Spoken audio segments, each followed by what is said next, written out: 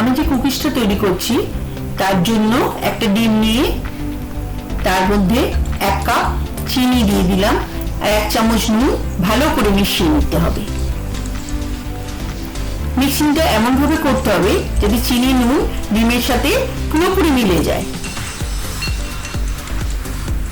ভালো করে ফেটিয়ে নিতে হবে। ফেটিয়ে নেওয়ার পরে এর মধ্যে 1/2 কাপ সাদা তেল দিয়ে মিশিয়ে দেব। দিয়েও ভালো করে মিক্সিংটাকে ফেটিয়ে নিতে হবে।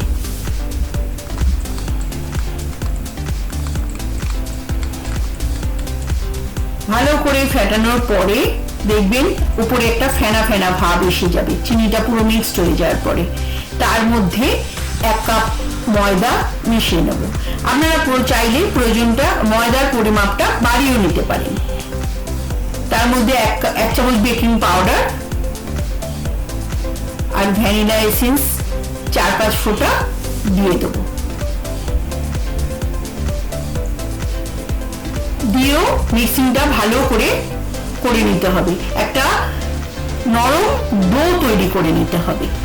নরম ডো তৈরি করে নিয়ে তারপরে কুকিজের মন্ডটাকে তৈরি করতে হবে।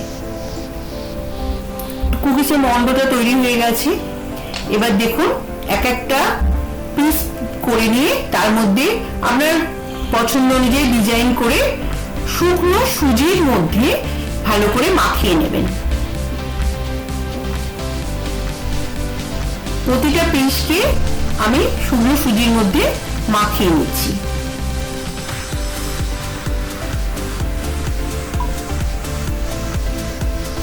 নিয়ে এবার একটা ফ্রাইং প্যানে সাদা তেল গরম করে একটা করে পিস ছেড়ে দেবো। দিয়ে ভালো করে ফ্রাই করে নিতে হবে।